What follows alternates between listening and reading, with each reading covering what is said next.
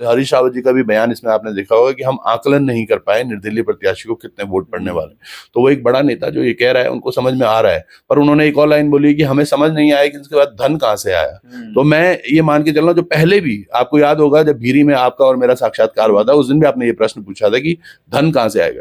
केदारनाथ उपचुनाव के बाद पत्रकार त्रिभुवन चौहान आज हमारे साथ हैं। 9,300 वोट लेकर आए केदारनाथ से, और उसके बाद वो विपक्ष के रडार पर है। विपक्ष कह रहा है कि सत्ता पक्ष की बी टीम के रूप में त्रिभुवन चौहान ने केदारनाथ में काम किया है। त्रिभुवन जी, स्वागत है आपका दैनिक उत्तराखंड में। बहुत बहुत धन्यवाद मनोज भाई।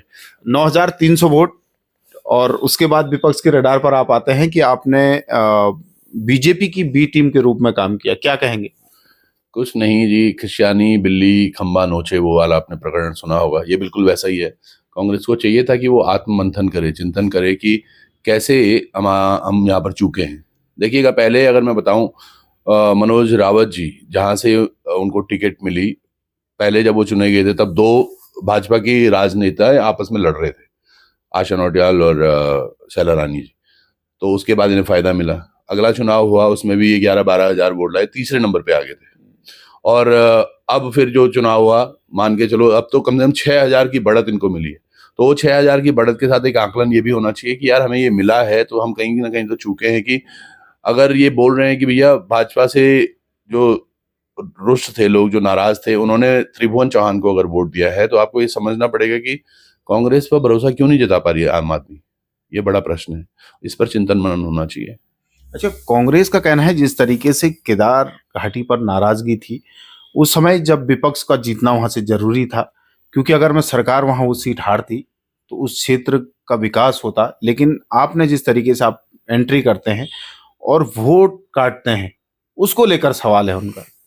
दादा मनोज भाई, आप भी काफी समय से पत्रकारिता कर रहे हैं, हम भी जानते हैं वोट कटाऊ या जो बातें होती है, ऐसा होता है कि 1,000-1,500 वोट अगर कोई ले जाता है जिससे कि दूसरी पार्टी को फायदा हो, तो तब समझ में आता है कि वोट कटाओ। 9300 एक ऐसा नंबर है जो कि मनोज रावत जी को भी एक बार पड़ा है, आशा जी को पड़ा है। ये तमाम वो नंबर हैं जब लोगों ने भरोसा जताया है। इसलिए आप हमें जानते 6-7 वर्षों से जो हम लगातार पत्रकारिता कर रहे हैं, और खासकर हर साल हम जब 2 बार केदारनाथ जी जाते हैं, जबकि अब की बार गए थे तब तो शैला जी एक्सपायर भी नहीं हुई थी, तो हम वहां जनता के बीच में थे, उन घोड़े खच्चर संचालकों के बीच में थे, उन टेंट वालों के बीच में थे, वो जो यात्रा को लेके हमारे तीर्थ पुरोहित परेशान थे उनके बीच में, तो उनकी आवाजें उठाई हैं। और कहीं ना कहीं वो एक पौधा समझ लीजिए कि वो पौधा जो लगाया था वो फसल के रूप में अब हमारे पास हुआ है। और पूरी जनता को ये विश्वास था कि अगर कोई आवाज उठा सकता है हमारा भाजपा और कांग्रेस के इतर, तो वो त्रिभुवन चौहान है, और उसी के लिए ये वोट भी पड़े हैं। तो इसमें वोट कटवा वाली कोई बात ही नहीं है। कांग्रेस और उनके साथ कुछ लोगों का ये कहना है कि बीजेपी ने आपको चुनावी मैदान में उतारा है, लेकिन क्या आप ये बताएंगे कि आपका मन कब बना कि भाई मुझे केदारनाथ में चुनाव लड़ना है? क्या या जो कांग्रेस कह रही है वो बात सच है कि बीजेपी ने ही आपको मैदान में उतारा है? नहीं, अब मैं बताऊं, इनको शायद ये पृष्ठभूमि थोड़ा सा पता होनी चाहिए। मुझे याद है तकरीबन 22-23 जुलाई यहीं हम बैठे हुए थे, मैं और विजय भाई, इसी सोफे पर, और हमने एक इंटरव्यू किया था जिसमें विजय भाई ने बोला था कि यार आप वहां से चुनाव लड़ने वाले हैं क्या? हमने कहा हाँ, क्योंकि हमारे कुछ साथी थे जिन्होंने बोला कि यार भाई अब की बार देख लो, क्योंकि तुम यात्रा भी देखते हो और तमाम चीजें, केदारनाथ से हो, आप तमाम जगह घूमते रहते हो, उत्तरकाशी में आप इतना समय देते, क्यों नहीं एक बार केदारनाथ को समय दो और कोशिश करो निर्दलीय विधायक बनने की। मैंने उनको ये भी बोला, मैंने कहा यार वोट तो डालोगे नहीं कोई, क्योंकि कुछ दिन पहले नवल भाई का हमने हाल देखा था और तमाम प्रैक्टिसेस हमने देखी थी, लेकिन मुझे नहीं पता था जनता इतना प्यार करती है। और यकीनन वो पता क्यों है, निस्वार्थ भाव से था। तो सोचिएगा, जुलाई में हमने प्लान किया था और हम जुलाई, अगस्त, सितंबर लगातार क्षेत्र में गए और बने रहे, तमाम चीजें हमने देखी, गांव-गांव के भ्रमण किए। इस दौरान तो भाजपा या कांग्रेस तो ये भी तय नहीं कर पाई थी कि किसको टिकट देनी है, किसको नहीं। खैर, टिकट की बात करें तो हमने तो नॉमिनेशन से कुछ 1-2 दिन पहले ही इन्होंने डिसाइड किया कि भैया हम टिकट किसको दे रहे हैं। तो ऐसा तो कुछ भी नहीं है कि इनके कहने से या इनके बात करने से, इनको तो हमेशा ये लगता रहा, और आप भी उसके साक्ष्य होंगे, कहीं ना कहीं हर किसी को ये लग रहा था कि यार 1,000-1,500 वोट ले जाएगा, 1,000-1,500। तो उन्होंने बहुत हल्के में लिया दोनों दलों ने। कल हरीश रावत जी का भी बयान इसमें आपने देखा होगा कि हम आकलन नहीं कर पाए निर्दलीय प्रत्याशी को कितने वोट पड़ने वाले। तो वो एक बड़ा नेता जो ये कह रहा है उनको समझ में आ रहा है, पर उन्होंने एक और लाइन बोली कि हमें समझ नहीं आया कि इसके बाद धन कहाँ से आया। तो मैं ये मान के चल रहा हूँ, जो पहले भी आपको याद होगा जब भीरी में आपका और मेरा साक्षात्कार हुआ था, उस दिन भी आपने ये प्रश्न पूछा था कि धन कहाँ से आएगा। मैंने तब भी बोला था, मैंने कहा धन की आवश्यकता नहीं पड़ेगी अगर हम मुद्दों के साथ चल रहे हैं, और यकीनन ये हुआ भी है। देखिए, ये कैडर वोट की बात करते हैं भाजपा और कांग्रेस, मैंने तब भी बोला था ये कैडर वोट है मेरे परिवार का ही। समझिएगा 600-700 लोग हमारे गांव में हैं, 564 की पोलिंग हुई है, जिसमें 495 वोट हमें पड़े। ये 495 लोगों ने, अगर हर व्यक्ति ने भी 10 से 15-20 लोगों को इन्फ्लुएंस किया होगा अपनी रिश्तेदारी में, जो हमारा मूल वो रहा, और फिर जो लोग कनेक्ट हुए, जिनकी हमने आवाजें उठाई थी, वो तमाम तो वो तकरीबन मुझे तो उम्मीद, वाकई बताऊं मैं आपको, उम्मीद तकरीबन 15,000 से ऊपर की थी। पर जो लास्ट के 2 दिन में भाजपा ने वहां पर कुरीतियां करी हैं, पैसा बांटा है, शराब बांटी है, जगह जगह जाकर चीजें की हैं, तो उसलिए खराब हो गया। अब एक प्रश्न तो मैं भी ये पूछ सकता हूँ कि यार, अगर कांग्रेस नहीं उठती तो शायद हम जीत जाते। तो कांग्रेस भी भाजपा की बी टीम बन के रही है यहाँ पे। आगे की रणनीति क्या है? इतना प्यार दिया केदारनाथ की जनता ने आपको, अब आगे की रणनीति क्या होगी त्रिभुवन चौहान? दादा, हमेशा हम पत्रकारिता के माध्यम से उन मसलों को उठाते रहे जिनके बारे में सरकार को सोचना चाहिए था, और अब लगता है एक राजनेता की तरह वो करेंगे। कल ही का एक प्रकरण है जिसपे हमने काफी मेहनत भी की शिद्दत से।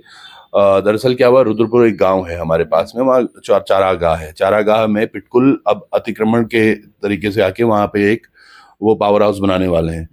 ग्रामीण मना कर रहे हैं। ग्रामीणों ने इसके खिलाफ जाके कोर्ट में भी अर्जी दी है, और वो कोर्ट में अभी तक मामला चल ही रहा है। ये कल वहां सीमांकन करने आ गए, तो हमने साफ साफ पिटकुल के एमडी हैं उनसे भी बात की, हमने एसडीएम साहब से भी बात की, और बड़े स्तर पर भी करेंगे। आगे अगर ये जाना होगा तो इसको उग्र आंदोलन के रूप में भी ले जाएंगे। लेकिन जो गांव की जमीन है, जो धरती हमारी वो है, वो कहीं नहीं जाएगी, उस पर कोई भी पावर हाउस हम बनने नहीं देंगे। जैसे दूसरा ये मान के चलो, अब 31 जुलाई को आपदा आई थी, तो कुंड का पुल तब से बंद पड़ा हुआ है। आज पूरे 4 महीने हो गए हैं उसको, तो 4 महीने से सरकार सोई हुई है। ये पुल का निर्माण अभी तक नहीं हुआ। उसके बगल में एक पुल बन रहा है, वो भी हवा में ही हो रहा है।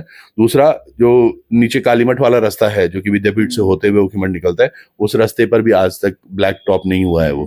तो ये सरकार की संवेदनहीनता देखिएगा कि ये काम ही नहीं करना चाहते।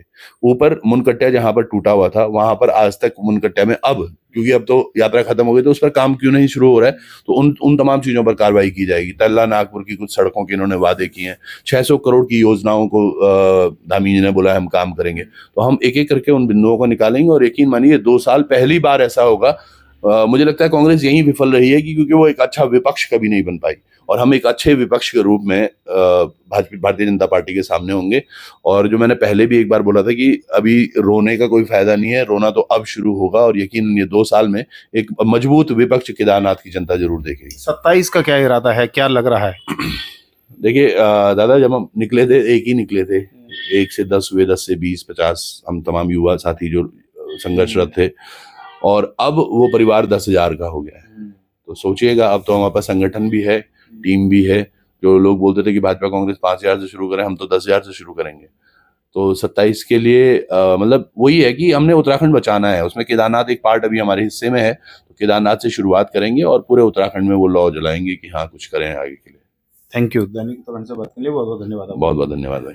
तो हमारे साथ पत्रकार त्रिभुवन चौहान थे, जो केदारनाथ उपचुनाव में जिन्होंने 9,300 वोट लिए, और उसके बाद वो विपक्ष के रडार पर थे। विपक्ष का ये कहना था कि उन्होंने भारतीय जनता पार्टी की बी टीम के रूप में काम किया है, लेकिन त्रिभुवन चौहान का ये साफ कहना है कि कांग्रेस को आत्ममंथन करने की जरूरत है, ना कि आरोप लगाने की।